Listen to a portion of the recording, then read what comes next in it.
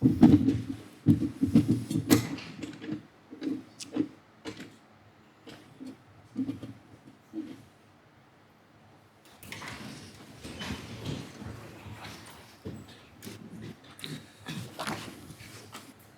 l'appel, s'il vous plaît, Madame le greffier.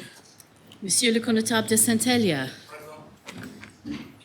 Madame le connétable de Saint-Laurent. Présente. Monsieur le connétable de Saint-Brelade. Présent. Monsieur le connétable de la Trinité. Présent. Monsieur le connétable de Saint-Pierre. Présent. Madame le connétable de Saint-Martin. Présente. Monsieur le connétable de Saint-Jean. Présent. Monsieur le connétable de Saint-Clément. Présent. Monsieur le connétable de Grouville. Présent. Monsieur le connétable de Saint-Ouen. Monsieur le connétable de Saint-Marie. Présent. Monsieur le connétable de Saint-Sauveur. Présent. Monsieur le député Southern. Madame le député Labbé. Présente. Monsieur le député Tadier. Monsieur le député Luce. Madame le député Dublé. Monsieur le député Morel. Présent. Madame le député Lehegra. Monsieur le député Ayer. Monsieur le député Ward. Présent. Madame le député Alves. Madame le député Gardner. Monsieur le député Gorst. Présent. Monsieur le député Farnham. Présent. Madame le député Moore. Présente. Monsieur le député Mezek. Présent. Monsieur le député Joseph. Présent. Monsieur le député Balash. Présent. Monsieur le député Coles. Madame le député Porret. Présente. Monsieur le député Wall. Madame le député Miles. Présente. Madame le député Scott. Présente. Monsieur le député Renouf. Madame le député Curtis. Madame le député Faltham. Présente. Madame le député Binet. Madame le député Jeune. Madame le député Miller. Présente. Madame le député Howe. Présente. Monsieur le député Binet. Monsieur le député Ferry. Présent. Madame le député Kovac. Présente. Monsieur le député Curtis. Madame le député Ward. Présente. Madame le député Wilson. Présente. Madame le député Stevenson. Présente. Monsieur le député Andrews. Madame le greffier. Prions Dieu. Notre aide soit au nom de Dieu qui a fait les cieux et la terre. Amen. Seigneur Dieu, Père éternel et tout-puissant, qui a établi le gouvernement et la puissance de la terre, pour le règlement et pour la conduite du peuple, et qui nous a commandé d'avoir toujours pour but la gloire de ton Saint-Nom. Nous te prions qu'il te plaise de donner à cette assemblée le don de conseil et de prudence, d'unir les cœurs et les affections de tous ceux qui la composent, et de les conduire tellement toi-même par ton Saint-Esprit, que toutes les délibérations étant en compagnie de ta bénédiction réussissent au bien et au soulagement du peuple qui te plut de commettra le soin. Quand nous t'en prions au nom et par le mérite de ton Fils bien-aimé Jésus-Christ, notre Seigneur, qui nous a enseigné de t'invoquer en disant « Notre Père, qui es aux cieux, Ton nom soit sanctifié, ton ton règne vienne, ta volonté soit faite en la terre comme au ciel. Donne-nous aujourd'hui notre pain quotidien, Et nous pardonnons nos offenses, comme nous pardonnons à ceux qui nous offensent. Et ne nous induis point en tentation, mais délivre-nous du mal. car toi est le règne, la puissance et la gloire, au siècle des siècles. Amen.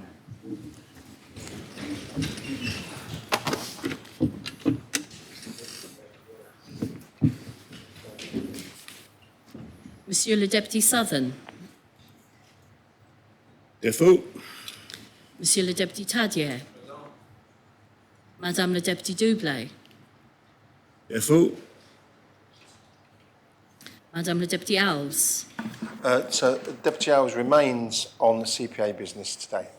Thank you, sir. State's business. Monsieur le député Coles. So Deputy Coles remains on CPA business today. Thank you, sir. State's. Les États sont constitués. Very well. We now proceed with the debate on P35, and Ask, does any member wish to speak on the proposition? Deputy Rob Ward. Thank you, sir. Seeing as I've got a clean shirt, I might as well use it.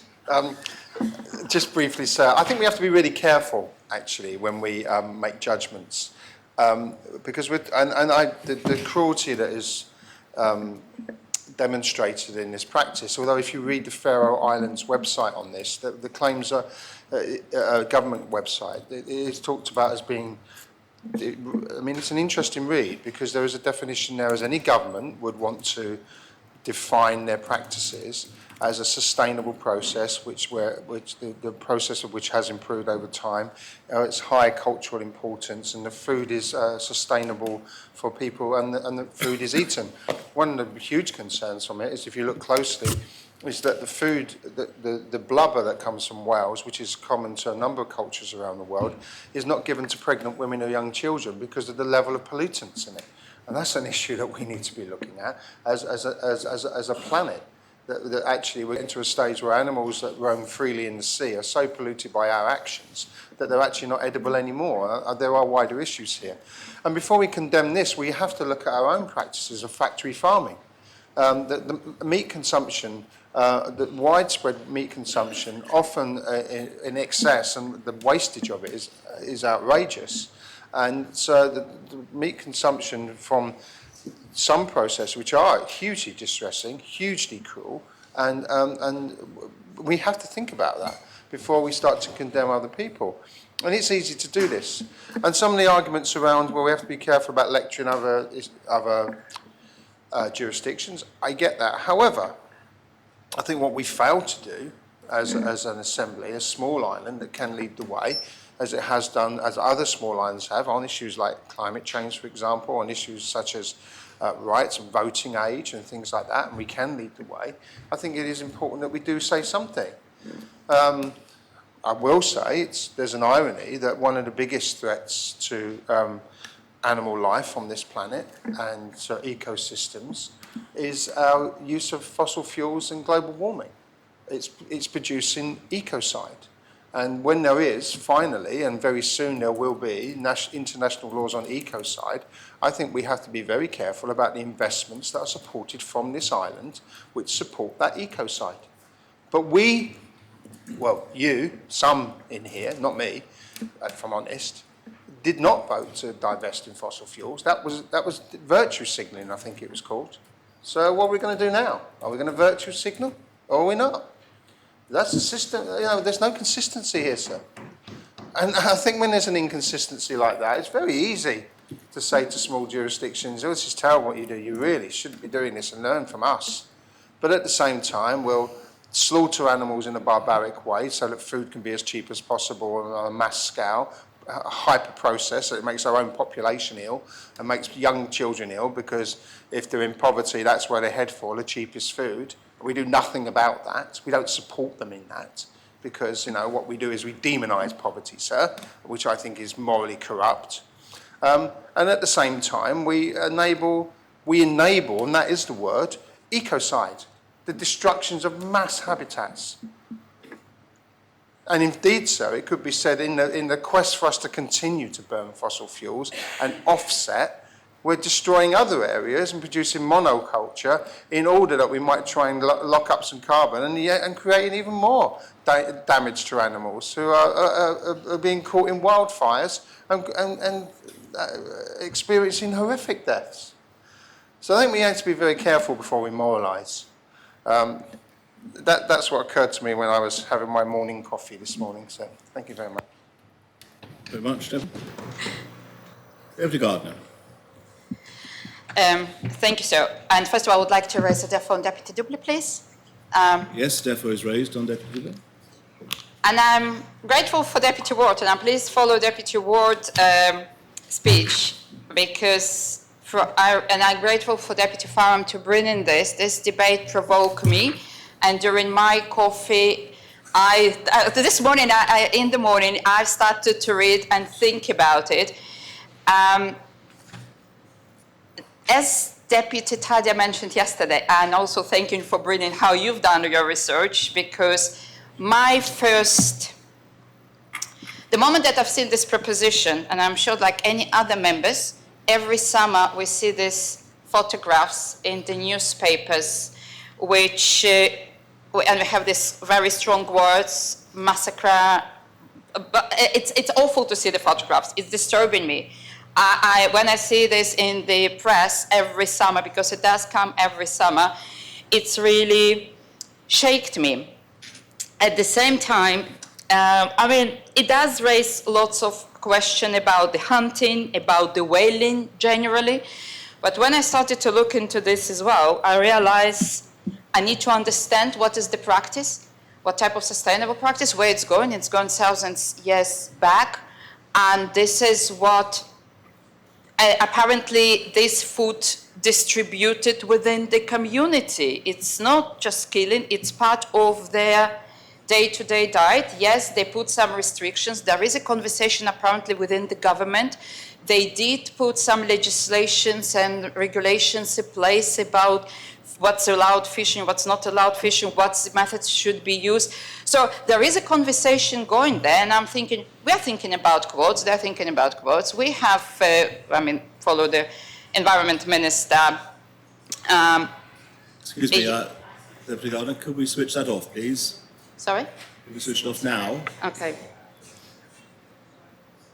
No, that's quite all right. Your apology is met with a warmly accepted fine of £10, Deputy. Thank you very much.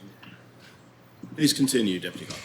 And I literally wanted to get a deeper bit understanding, is this practice sustainable? What is this practice? If it's, like Deputy Ward thought, is it this practice worse than our practices? The only thing that happened that we don't see it, but we do eat meat. I eat meat. I'm thinking if there are some religions that basically looking at the cow as a sacred cow, do they need to send us objection that we stop eating beef? I don't know, but what I do know, and this is where I'm coming, that I realize it's really complex, it's really challenges, and it's raised more questions that I have answers today, and I don't feel that I'm in the position currently to say that my practices around meat that we eat better than their practices around their meat eat. So I'm grateful to have this debate. I'm not sure what I'm doing with the vote because I feel really conflicted inside, and this is where I am. Does any other member wish to speak on the proposition? If no other, Deputy Gorst. Thank you, sir. So you sit in the chair presiding over this assembly, and like some members, you listen to debates which struggle with that description. But yesterday, and again this morning, the debate that we've had on this issue, as is often the case when there's morality involved, this assembly shows itself to be thoughtful, to be informed, and to be understanding of nuance. And it makes me once again realise what a privilege it is to be surrounded by such colleagues, particularly when politics in today's age, certainly elsewhere in the world, and it's creeping into Jersey as well, becomes very black and white, very right and wrong, very divided. And yet, speaker after speaker, probably the tone was set by Deputy Tadia's opening speech, where he argued eloquently, probably for both sides of this debate. And I always think that as politicians, it serves us well if we can argue both sides, understand the evidence on both sides, and then come to a careful conclusion on the balance of matters. And as I see it, so there are two issues that Deputy Farnham, I nearly called him Senator Farnham, is really raising this morning. One is the issue of the hunts that the Faroe Islands undertake, and he very movingly described why to our eyes and our way of thinking and to our minds they are unacceptable. We could just stay there and say that that is unacceptable and therefore make our decisions simply based on that. And that from an emotional response is quite appealing. There is the other issue, which many members have spoken about, and that is, if we feel the way that we do about those hunts, what should our response be as an assembly, as a government, as an island? And is what Deputy Farnham is asking us, or how he is asking us to respond, is that the appropriate way for this assembly to respond? And it's difficult to get that balance right, let's be clear. And I think and certainly the Minister has heard those concerns, and I know the Chief Minister has heard those concerns as well, because she is the one that will be asked to take action. Is this the appropriate mechanism to relay our feelings about the hunts? And if it isn't, then what maybe is the appropriate mechanism? This particularly is difficult for me because when I was Jersey's chief diplomat, I did write to the Faroe Islands on this very matter. I wrote a diplomatic letter and I received a diplomatic letter back, as one would actually expect. That is how government to government functions. And we have, in Jersey, long taken the view that having relationships and having those conversations at an appropriate level is an appropriate way to deal with our differences of culture, differences of how we respect one another, differences of constitution, as Deputy Tadir said. He dug back into his own personal history, which is always fascinating for members to listen to other members' history and their journey. And he spoke about the plank in one's eyes, that famous biblical text. I perhaps look to another one, which is, let he that is without sin cast the first stone. And yet at the same time, I can see that what is happening is wrong. Some would say, well, of course, and maybe Deputy Farnham will say this, and he is right, that Denmark has been a long-time critic of Jersey and of our low-tax approach to business and to trade. And that is quite right. They have. We have responded, we have engaged appropriately, and I've got no doubt that the Minister will continue to do that engagement and the Deputy Chief Minister in their engagement in Brussels and in capitals around Europe as well. So I think from a government perspective, these issues are raised and they will continue to be raised. And that is the right thing for Jersey's government to do. Hopefully, they are raised in an appropriate way without creating other unintended consequences. And I do want to pick up on one of the points that Deputy Stevenson raised in her role as Sports Minister, because I think that's quite important. So it is right to say that the Faroe Islands have a similar constitutional position to us. They have a very high degree and level of autonomy like we do. And previous external relations ministers will no doubt recall their conversations with ambassadors in London talking about the differences and the involvement of the sovereign state in the affairs. And therefore we can learn a lot in partnership with the Faroese people and government. The reason I raised Deputy Stevenson's point is because I do also worry that depending on how we vote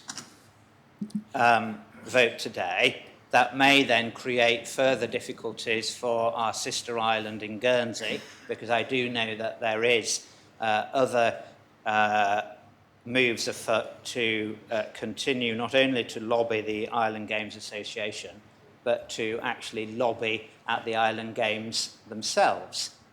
And it is, for my part, very important that we continue to support our sister island in all of our actions, because we have no choice, sir, but to continue to work together. Those members that may have heard or read about the Deputy Chief Minister's speech yesterday to Chamber was focusing on the challenges that we face as an island, and those challenges are identical to our sister island, and we must work together with them. And I wouldn't want this or any decision today to be seen to challenge that joint working which needs to take place.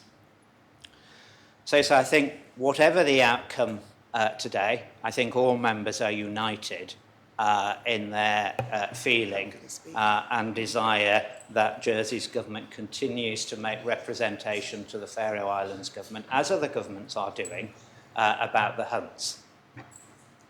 For my part, the other element of this proposition is slightly more challenging. And I do understand why some members, the overriding desire to make a statement from Jersey's Parliament about the hunts will be that they vote for. I wouldn't want to preach. I don't. Here's an irony. I don't think preaching to others about their sins in the full knowledge that I also am a sinner is a very useful time spent. But that's my particular view of things. Much better always to convince through relationships, but for some members, the juxtaposition of those two issues will mean that they want to abstain. And for other members, also I believe a perfectly legitimate position to take is, because the government has already and will continue to make representations, is to vote against this proposal. That's not voting against the hunts, although Deputy Farnham will no doubt passionately and emotionally say that it is later, but it is voting against the mechanism by which government will relay that message to the Faroe Islands government. I'm not sure that I've added one iota of clarity, sir, and I've spoken for 10 minutes, so I'll sit down now. Thank you. Very much. Conataba St Martin. Thank you, sir. This is indeed an ethical dilemma, and I feel really uncomfortable that this has been brought to the Assembly. I gave up eating meat aged 10 to protect animals, and so I've been vegetarian for over 50 years, so it's not a fad. The killing of these sentient, trusting mammals upsets me deeply, and on a personal level, I roundly condemn it. Yes, it's rooted in history, but historically there was a great need for food, and the early fishermen did not have GPS or speedboats to help them round up these trusting creatures. The fear and suffering these creatures go through is incomprehensible. But is it right and is it appropriate for us to be asked to vote on this? With a heavy heart, I will vote for this proposition, but I wish that we could have found another way because this proposition has placed us all in a very deep dilemma. Thank you, sir. Does any other member wish to speak on the proposition? If no other member wishes to speak, then Conatab, I'm going to speak faster the next time I do that. Conatab St Lawrence. Thank you, sir. I was busy looking at my phone because I'd like to quote two members from some words that were sent to us earlier this week. The Government of Jersey believes that wherever possible, the best way to promote progress is through constructive and positive engagement with our partners. Jersey has a long-standing relationship with the Faroe Islands and the Kingdom of Denmark. Jersey and the Faroe Islands are both small island jurisdictions and democracies with significant autonomy, sharing much in common and facing mutual challenges, as we have just heard from Deputy Gorst. All jurisdictions disagree on some topics, and the Grinderap is one issue on which we hold different views. As an island nation, Jersey has a special relationship with the sea and our marine environment, and we recognise the importance of protecting and nurturing our marine species. From the information we have available, it appears that the Grinderdrap is contrary to these values. Contrary to our values, but we've heard different views on that. The Government of Jersey will continue to engage with Faroe Islands colleagues and the United Kingdom government to ensure the views of the States Assembly are communicated appropriately. And that is what we have just heard, I believe, from Deputy Gorst.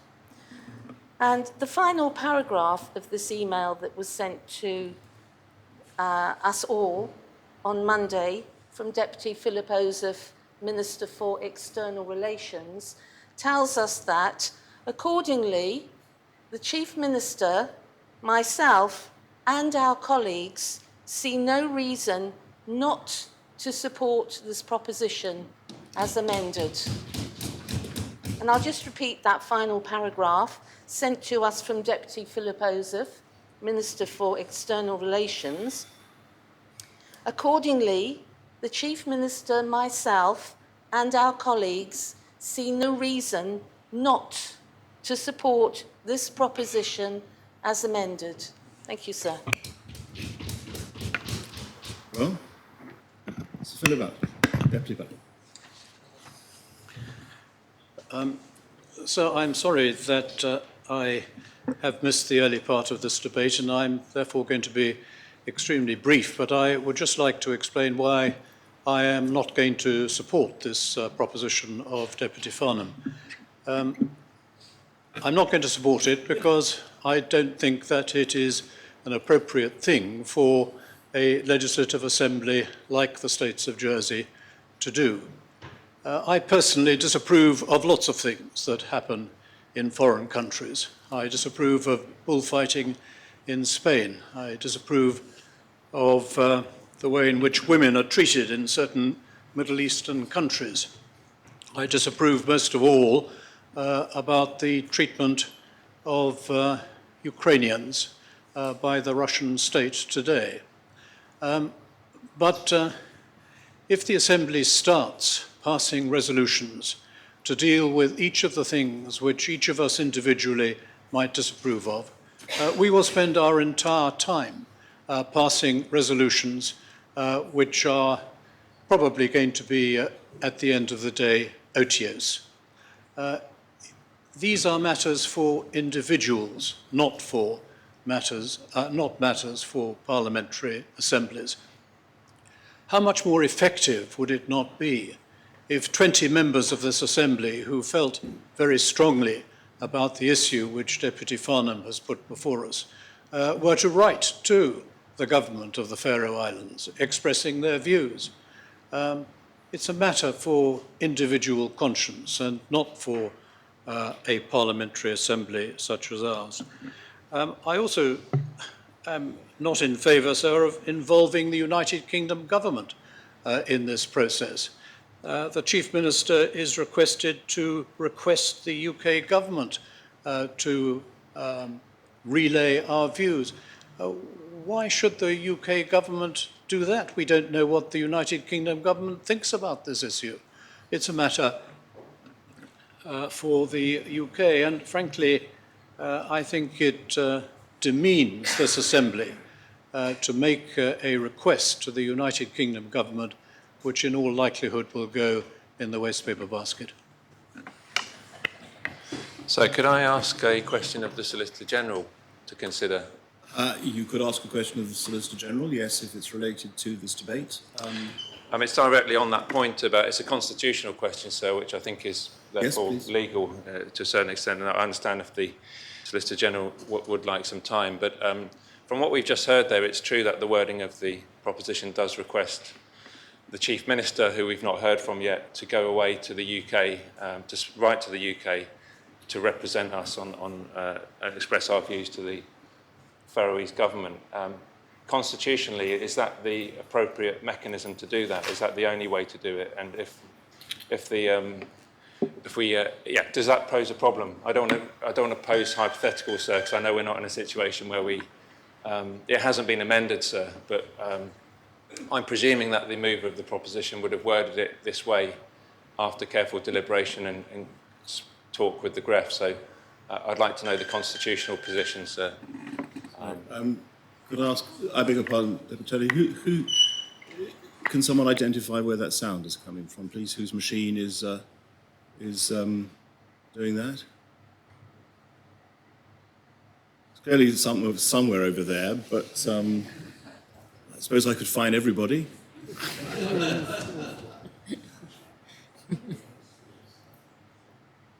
No, well, I'm going to work on the assumption that it wasn't actually a member's fault or failure, simply on the basis that something happened in the system that caused that noise. I think that's probably the fairest way to proceed. Have you finished formulating your question, Deputy? I think so, sir. I hope members didn't get distracted too much by the beeping, but it's just to know, about it's been worded in this way, I presume for a reason, and what the constitutional position is, or is there a constitutional problem with doing it this way? Mrs. Solicitor. So I don't think I can comment on whether it's constitutionally appropriate. That's not a matter for me. I take the constitutional law to be this. Jersey is not a sovereign jurisdiction any more than I think the Faroe Islands is a sovereign jurisdiction. Neither jurisdiction is capable in its own right of conducting international relations properly so called. International relations are, for our part, conducted on our behalf by the United Kingdom. I anticipate that it is the government of Denmark which conducts international relations on behalf of the Faroe Islands, though I don't purport to be qualified to speak about the constitutional position of the Faroe Islands. The relationship that we have with the United Kingdom is not international relations, it's domestic relations. There is nothing improper constitutionally in the Chief Minister here writing to the government in the United Kingdom to express the views of this Assembly. Equally, because this island is not a sovereign jurisdiction, and the Faroe Islands is not a sovereign jurisdiction, island speaking to island is not, in my view, a matter of international relations. It would be a matter of international relations for Jersey to purport to address its concerns directly to the government of Denmark, but that is not, I think, what is proposed here. So it's a long non-answer, probably. Whether or not this is the appropriate way to do it is really not a matter for me, it's a matter for this Assembly. Very well. Your light went on, Deputy Porre. Was that in connection with something you wished to participate in these? You've already gave away, so it's fine. All right. Very well. Okay. Very well. Chief Minister. Thank you, sir. This has indeed been a very interesting debate, and there have been a great number of thoughtful speeches, which I believe has taken members' minds from one direction to another as they're drawn to the various arguments that have been put forward. And I'm grateful to the Constable of St Lawrence for drawing our attention to the initial thoughts that were produced on my behalf, and she is always a very keen, has a great keen eye and attention to detail, for which I've personally been very grateful to when we worked together as Minister and Assistant Minister at Home Affairs. And I continue to be grateful to her for her keen interest in all matters that come to the Assembly.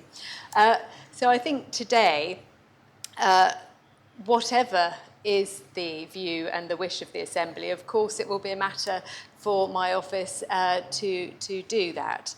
And therefore, on balance, having listened to all of the arguments that have been put forward in such a compelling and engaging way, despite my own personal view with regards the actions of the Faroe Islands.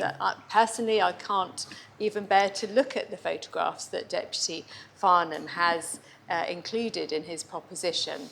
And I think we're all united in that view. But having listened to the Assembly and taken on board the actions of a previous External Relations Minister and what happened following that, also the petition that was conducted in the United Kingdom and the ensuing debate that was held in the House of Commons last year as a result of that petition, which over 100,000 people signed, condemning the actions of the Faroe Islands. It is for me to abstain, I believe, on this matter because I will reflect whatever is the wish of this Assembly. And I fully recognise that it is an extremely difficult place for members to be in. And I have a great deal of respect for all of the views that have been articulated so well. I shall therefore leave members with the difficult decision now of voting once they have heard Deputy Farnham make his summing up speech. Does any other member wish to speak on the proposition? No other member wishes to speak on the proposition? Then I close the debate and call upon Deputy Farnham to respond.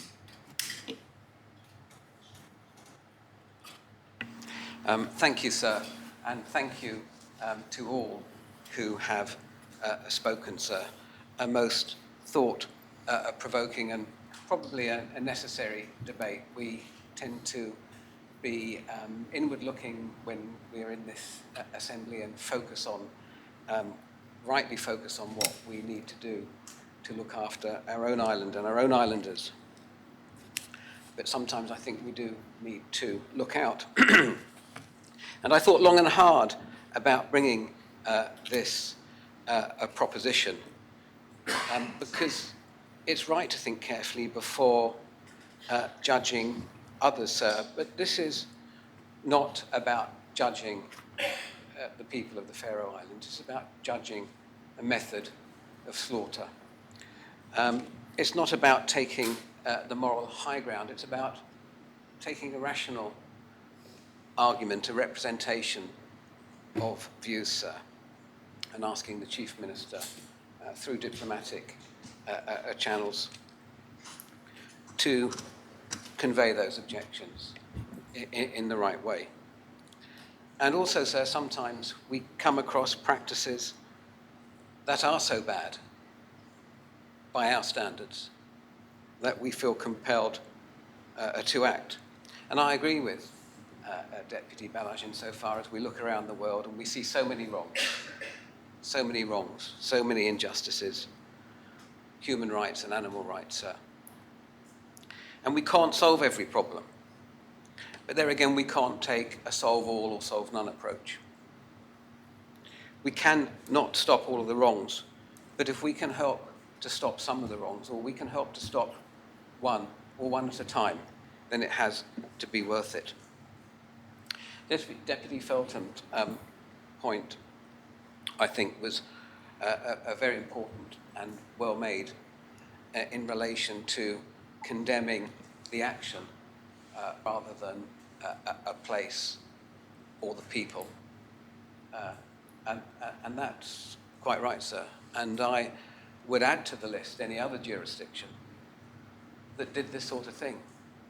But I believe, from all the research that's been carried out, the Faroe Islands are the only place on this planet that slaughter mammals in the way and the extent they do. I found no other country that does that, sir. Yes, regrettably, there is still whaling, and there are still huge animal welfare issues related to that, but there is nothing quite like this. Deputy Stevens' point about sport was also well made, sir, and that is why I omitted sport and trade and other bigger, perhaps, political issues from my proposition, because I didn't want to get embroiled with that. I think those are different issues. I have my own personal views on them, but I'm simply asking the Assembly today to object to a method of slaughter carried out by another, by fellow islanders, shall we say. The point about asking the UK to intervene takes us into the realms of a trade, and I have a briefing pack relating, provided by the UK Parliament, a debate pack relating to the petition debate held last year. And the UK are one of the Faroe Islands' largest trading partners. And I think 20% of Faroe Islands exports are exported to the UK. And the UK have expressed and do continue to express serious concerns to the Faroes government when they discuss trade about these issues. But they do trade with the Faroe Islanders as part of a positive relationship, and as we do with other nations that we perceive not always to live by the standards we live to. So, in the interests of helping develop our countries and helping to see improvements.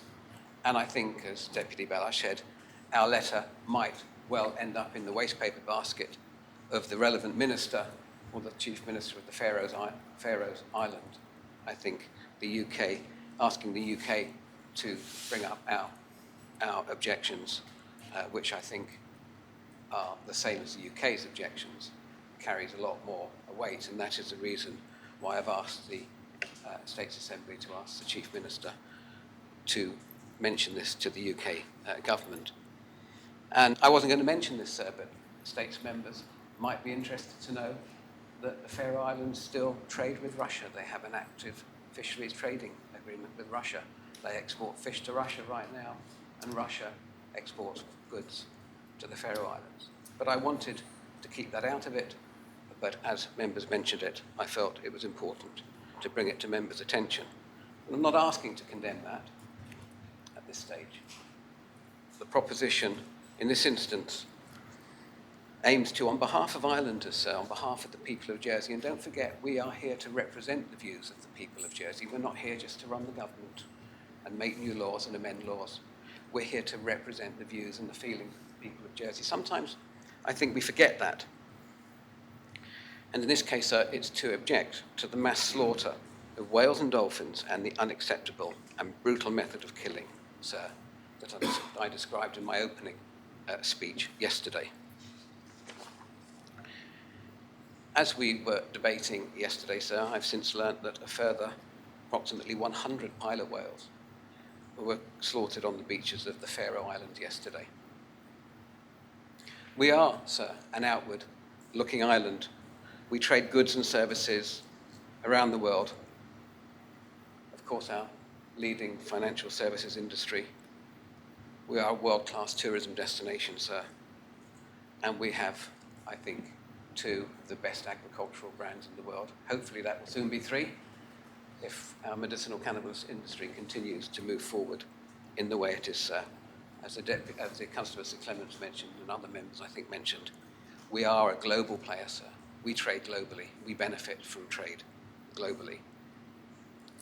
In recent years, thanks to Deputy Balash and then Senator Gorst and now Deputy Joseph, we have developed our own international identity through our relatively new external relations functions. At our own insistence, sir, we now have an enhanced presence and a voice on the international stage. Members will know, of course, that the majority of our international relations used to be carried out through the UK. Some members expressed concern that we would be criticised in return for using that voice, for speaking out for a rational objection to a practice that is abhorrent to most people. If we carried out such atrocities here, in Jersey, sir, in the Channel Islands, we would rightly be criticised. But we don't, because we are a community who cares deeply about what we do and how we are perceived both at home and overseas.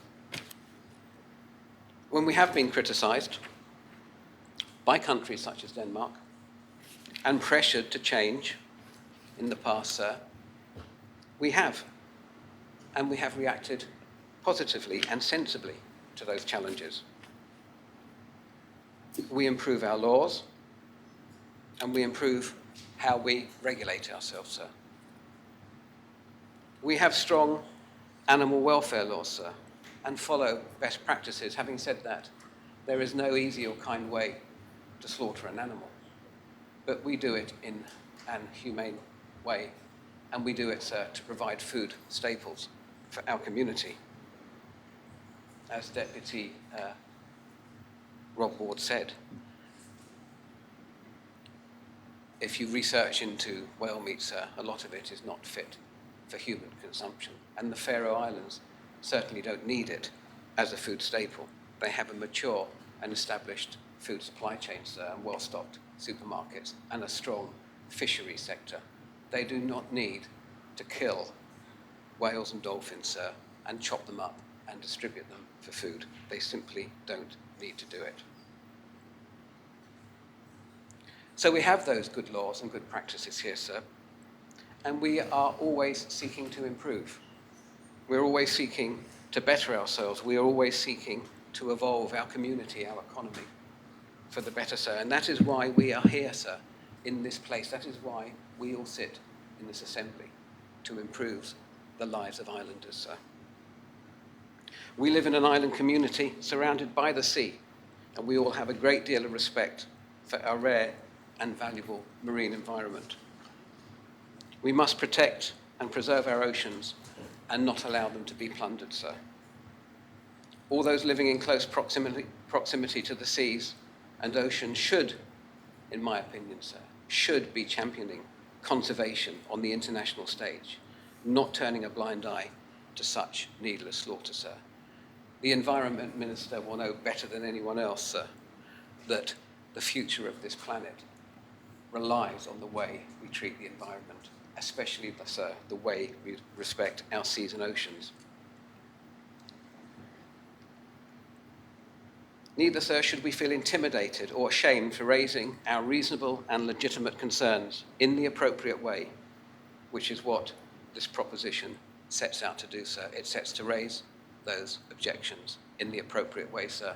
And I amended the proposition, sir, on the advice of Deputy Joseph through officials and agreed what we thought was a good wording, was a wording that was appropriate, that allowed the Chief Minister on behalf of the government and the people of Jersey, sir, to object in the right way. And that's why I amended the proposition. I thank them for their guidance on that. Original talks with the Gref, sir, had perhaps suggested we might ask you, sir, to write on behalf of the Assembly. But again, after discussions with the government, we thought it would be more appropriate for the Chief Minister to take that up on our behalf.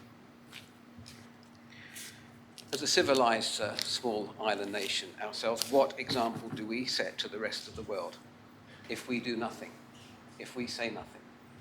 what example are we setting? Not a very good one as far as I am concerned, sir.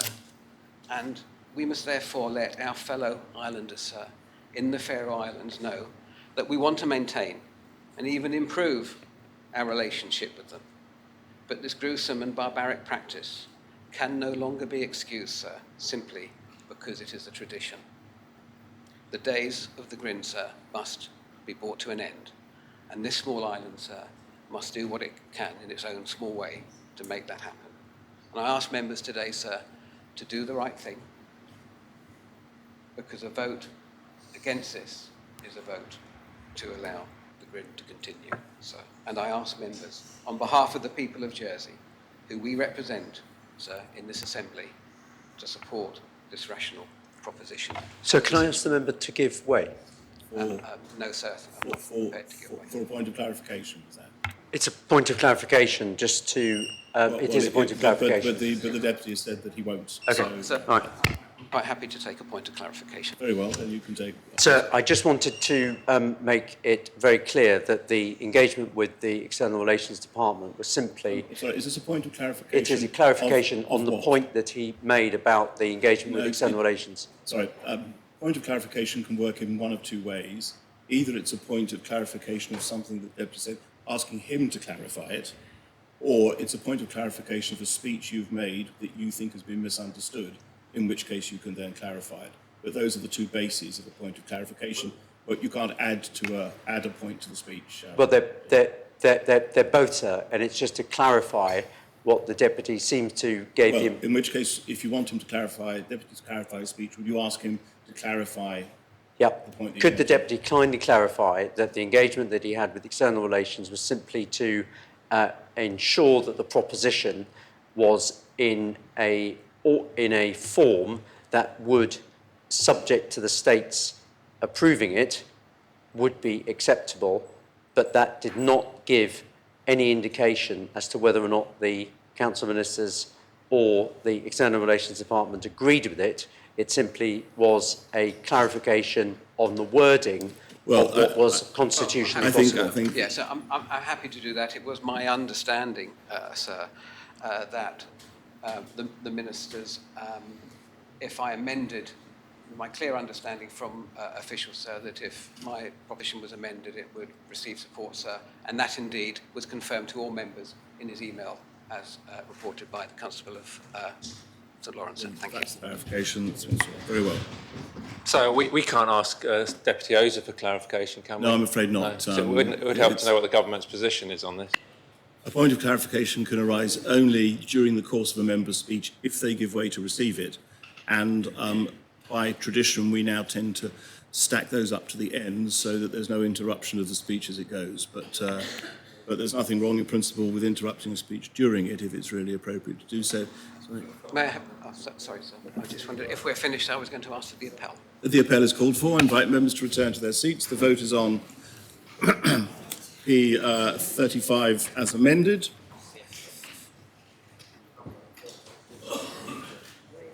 And I ask the greffier to open the voting and members to vote.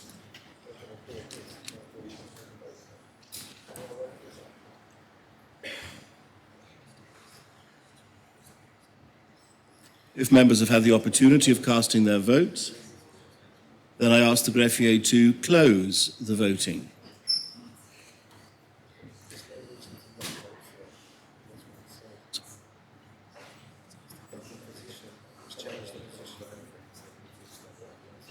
The proposition has been adopted. 22 votes pour, 12 votes contre, 12 abstentions. Sir, can we have them all, please? So, those voting for, the Connétables of St Helier, St Lawrence, St Brelard, St Martin, St Clement, Grouville, St Juan and St Saviour. Deputies Tadier, Luce, Doublé, Lehegara, Ayer, Rob Ward, Farnham, Mezek, Horay, Scott, Catherine Curtis, Faltham, Jearn, Kovac.